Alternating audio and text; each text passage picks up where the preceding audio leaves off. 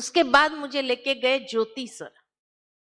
ज्योतिसर वो स्थान है जहां कहते एक्चुअल युद्ध हुआ था, वो मैदान है। वहां जब जाकर के देखा वो मैदान इतना छोटा है कि मन में विचार चला कि अक्षौणी सैनिक यहां खड़े कैसे रहे होंगे। उसके बाद मुझे उस स्थान पर ले गए जो एक बड़ का पेड़ है और जहां पर एक तख्ती लगी है, गीता उपदेश स्थल।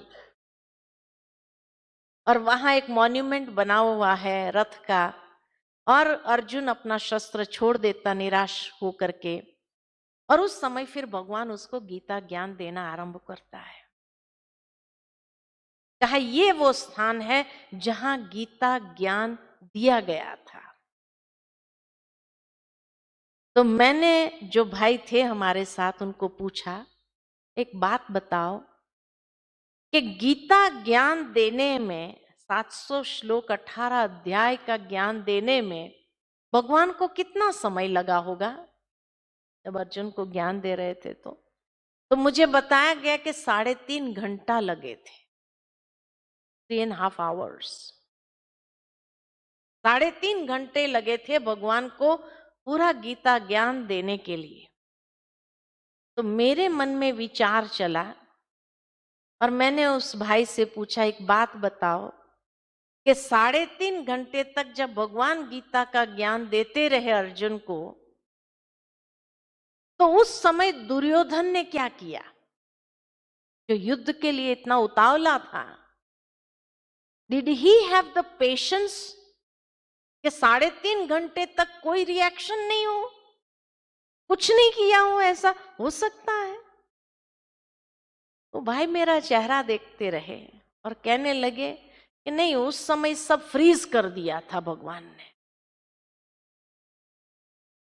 इसलिए सब स्टैच्यू की तरह खड़े थे।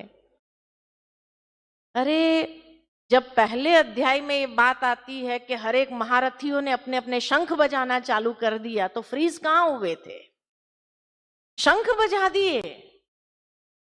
और दुर्योधन तो बात कर रहा है भीष्म पितामह के पास जाकर के कि आपके कैसी सारी स्ट्रेटेजी है, ये सब जानने का प्रयत्न कर रहा था। तो 3.5 घंटे तक क्या दुर्योधन ने कोई रिएक्शन नहीं किया? तो भाई मेरा चेहरा देखते रहे कि नहीं, उसके लिए तो कुछ लिखा नहीं है, शास्त्रों में कोई वर्णन नहीं है। अब प्रैक्टिकल स्थिति अगर देखें हम कि पहली बात, क्या युद्ध का मैदान में कोई विजडम की बातें सुनने की मानसिक तैयारी में होता है? फर्स्ट प्लेस, अगर लॉजिक को हम लेकर के देखें तो। दूसरी बात, आज रास्ते पर भी कोई 2 व्यक्ति लड़ने के मूड में हो और एक व्यक्ति को आप सज्जन देखते हो और आप सोचते कि ये थोड़ा ढीला पड़ रहा है, चलो मैं उसको गीता का ज्ञान दूं, तो दूसरा क्या कहेगा? शायद पहली थप्पड़ आपको ही मारेगा कि भाई गीता ज्ञान देना है तो घर में, this is not the place. इतना दिन क्या किया? हमें समझाने आ रहे थे तो उनको समझाते थे, कहेंगे कि नहीं कहेंगे? तो दुर्योधन ने भगवान के पास जाकर ये नहीं कहा कि भगवान this is not the place, आपको ज्ञान देना था तो उसको घर में देते थे, यहां क्या कर रहे हो? यहां तो लड़ने का समय हो गया है। He did not react.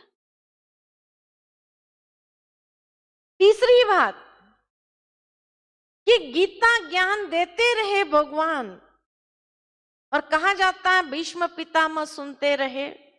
4 लोगों ने सुना था, भीष्म पितामह ने सुना, अर्जुन ने सुना, संजय ने सुना और वेद व्यास जी ने सुना। ये 4 लोगों ने गीता ज्ञान सुना, है ना।